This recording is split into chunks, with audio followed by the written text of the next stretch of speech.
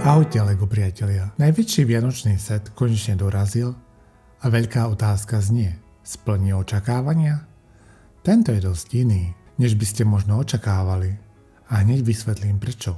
Takže zostaňte so mnou. Je to veľmi zaujímavý set a viacerí ľudia mi ho odporúčili. Tak sa do toho poďme ponoriť, pretože toto bude naozaj jedinečné. Dovoľte mi vám predstaviť rodinný vianočný stromček.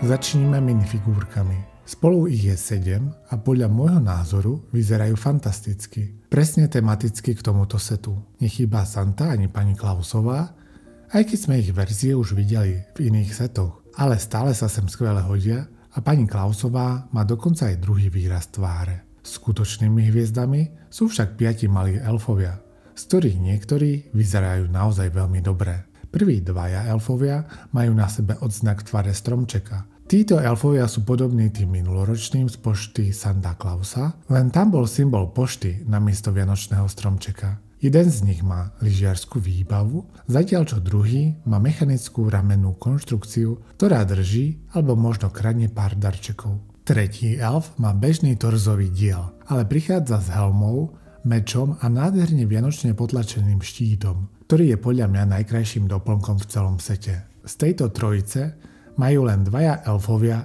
aj druhý výraz tváre. Poslední dvaja elfovia sú obzvlášť zábavní. Jeden má jasne zelenú helmu a kyslíkovú nádrž z Classic Space série a obaja majú na sebe škaredé vianočné svetre. Jeden so sviatočným Classic Space logom v štýle Santa Clausa a druhý s tvárou postavenej mačky. Tento elf má aj milý druhý výraz tváre. Okrem minifigúrok sú v sade aj dve stvorenia, hoci si nie som celkom istý, čo majú predstavovať. A okrem toho je v sete aj samotná mačka zo škaredého svetra, pričom jej účel je rovnako záhadný. Ak máte nejaké teórie, rád si ich prečítam. Set tiež obsahuje Santové sane s jedným sobom a sob má pridané dieliky, aby ste ho mohli vystaviť aj samostatne. Niečo, čo LEGO pri zvieratkách často robí a čo vždy oceňujem. Sane sú jednoduchá stavba, ale fungujú dobre. Hoci je v nich použitých dosť nálepiek a v celom sete je nálepiek viac než dosť. A teraz k hlavnej stavbe. Ako nadšený som bol na začiatku z tohto setu, presvedčený, že toto bude must have pre každého, pretože vyzeral úžasne, realita dopadla úplne inak.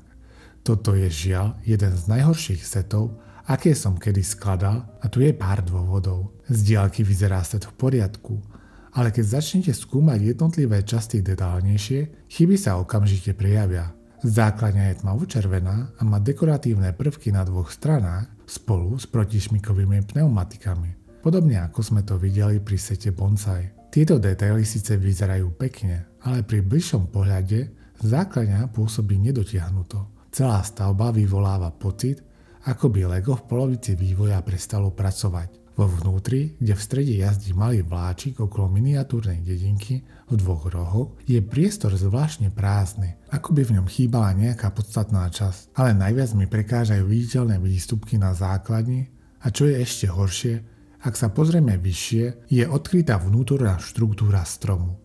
Konštrukcia je jasne viditeľná a áno, je to veľmi technicky náročná stavba, ktorá podľa mňa vôbec nepôsobí vhodne pre deti. Ako všetci vieme, techniky diely nie sú dostupné v mnohých farbách, takže veľké plochy šedej sú viditeľné takmer všade. Výsledok pôsobí nedokončene a nejednotne. Aj proporčne strom nesedí. Postavíte väčšinu a vyzerá to celkom dobre, ale keď pridáte poslednú časť, zrazu máte pocit, že celá jedna sekcia chýba. Konečný efekt je uponáhľaný, neúplný a nezodpovedá bežným štandardom LEGO. Tento set naozaj nemôžem odporúčiť. A aby sme však nezostali len pri negatívach, set prináša takmer 100 nových listových dielov, ktoré vyzerajú skvele a majú viacero spojovacích bodov pre dekorácie ako mašle alebo nefunkčné vianočné svetlá v červenej aj oranžovej farbe. Len by som si prijal, aby boli tieto svetlá rozmiestnené náhodnejšie po celom strome. Teraz sa nachádzajú vždy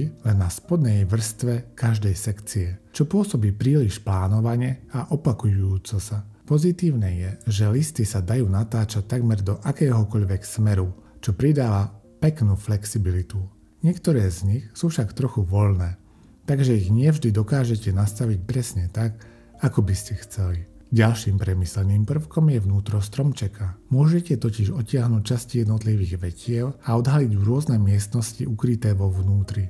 Oceňujem, že k stromčeku pridali niečo navyše, namiesto toho, aby to bola len obyčajná dekorácia. Strom sa otvára z dvoch strán a na dvoch rôznych úrovniach, takže sa poďme pozrieť na jednotlivé sekcie. Úplne dole je dielňa plná náradia a rozrobených hračiek. Priestor, kde elfovia vyrábajú darčeky. Pre dekoráciu je tu množstvo nálepiek, vrátanie tabule, zamestnanie z mesiaca. A pri dverách je aj malá poštová schránka, z ktorej sa dá otvoriť priestor z opačnej strany. A tu sa nachádza malá, jednoduchá miestnosť so stolom a hodinami. Možno má ísť o jedáleň, no okrem stola je dosť prázdna, takže jej účel nie je úplne jasný. Vedľa nej je kuchyňa alebo pekáren s kávovarom, sušienkami a drobným vtipným detailom v podobe Wi-Fi kódu. Zvláštne však je, že keď je strom zatvorený, cedulka s Wi-Fi kódom nesedí presne ani z jednou z miestností. Nad ňou je Santovo počítačové veliteľské centrum, kde sa sledujú všetky vianočné operácie. Je plná obrazoviek a ukazovateľov, ale väčšinou sú to nálepky. Ale nájde sa aj pár potlačených dielikov. Naproti tomu je oddychová zóna pre elfov po práci s arcade automatmi, pinballom a malým vianočným stromčekom v strede. Steny zdobia ďalšie nálepky, vrátane portrétov elfov. A keď sa pozrieme úplne na vrchol stromu, tam nájdeme pekne vyzerajúcu hviezdu. A teraz, ak ste dávali pozor, spomínal som predtým 3 prvky. Vláčik v spodnej časti, hodiny v tej malej prázdnej miestnosti a vianočný stromček v hernej zóne. Všetky tieto 3 predmety sú v skutočnosti spojené. Otočením sady koliesok umiestnených v základni stromu môžete naraz rozhýbať všetky 3 prvky. Je to drobnosť, ale veľmi premyslená a pôvabná a naozaj oceňujem, aký kúsok hrateľnosti tým stavbe pridáva. Ak vás set zaujal, tak stojí 310 € alebo 7600 korún a obsahuje 3171 dielikov spolu so 7 minifigúrkami. A len aby ste vedeli, toto video nie je sponzorované spoločnosťou LEGO. Tak ak zvažujete kúpu tohto setu, aj keď ho nedoporučujem, alebo akéhokoľvek iného setu z oficiálnej LEGO stránky, alebo vlastne čokoľvek z Alzy, bol by som nesmierne vďačný, keby ste použili affiliate odkazy v popise. Je to drobný krok, ktorý veľmi pomáha, aby som mohol ďalej tvoriť obsah ako tento. Takže vám vopred ďakujem. Vo vnútri krabice nájdete 6 stavebných návodov, čo znamená, že až 6 ľudí môže stavať rôzne časti súčasne. Set je odporúčaný pre vek 9+, ale úprimne nemyslím si, že bežné 9-ročné dieťa by dokázalo postaviť samotný strom. Používa totiž viacero pokročilých stavebných techník a ako som už spomínal, ide o veľmi technickú stavbu. Jedinou relatívne jednoduchou časťou je základňa stromu a mini modely. Je tu aj 7. návod určený výhradne na rozoberanie stromu na uloženie, čo úprimne veľmi oceňujem. Krabica, v ktorej strom prichádza, je pevnejšia než klasické LEGO balenia, čo je už samo o sebe príjemné zlepšenie. A ešte lepšie je, že LEGO pridalo aj menšiu vnútornú škatuľku na minifigúrky a mini modely, aby sa vo veľkej krabici nevoľne nepovaľovali. Je to drobný detail, ale naozaj ho veľmi oceňujem. Rozobrať strom je v skutočnosti celkom jednoduché a obe strany používajú farebne odlíšené dieliky, buď oranžové alebo zelené. A tieto farby sa objavujú aj na kmeni, takže je ľahké ich správne rozlíšiť, čo je ďalší pekný detail. A teraz sa pozrime na samotné stavebné techniky. A opäť budem úprimný, vôbec som si túto časť neužil. Stavba je mimoriadne repetitívna, najmä v častiach samotného stromu. Ako si viete predstaviť, neustále napájanie všetkých tých botanických dielikov dookola nebolo nejak zvlášť zábavné. Celý set som postavil sám a trvalo mi to asi 7 hodín a úprimne sa mi uľavilo, keď bol konečne hotový. Predpokladám, že ako rodinné stavanie by to mohlo byť príjemnejšie, no pre mňa to zábava veľmi nebola. Ale skúsme skončiť pozitívne. Jedna vec, ktorú naozaj chcem pozdvihnúť, je aký pevný a stabilný tento model je. Napriek tomu, že jednotlivé sekcie sú spojené len v niektorých bodoch, vôbec sa neobávam, že by sa rozpadli. V tomto LEGO odviedlo výbornú prácu. A týmto uzatvárame tohtoročné vianočné sety. Čo si myslíte o tohtoročnej LEGO sviatočnej ponuke?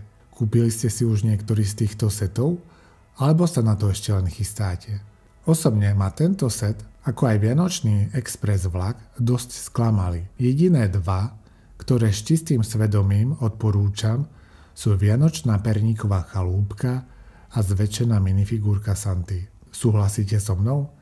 Napíšte mi to dolu do komentárov, a ak je nejaký konkrétny set, ktorý by ste chceli, aby som zrecenzoval na budúce, pokojne ho spomente. A ako vždy, veľmi pekne ďakujem za sledovanie a ak sa vám táto recenzia páčila a chcete vidieť viac obsahu zo sveta LEGO, nezabudnite dať like, prihlásiť sa na odber a zvážte použitie affiliate odkazov, ak budete kupovať akékoľvek sety alebo kocky. Ešte raz ďakujem, dovidenia na budúce a hlavne príjemné stavanie.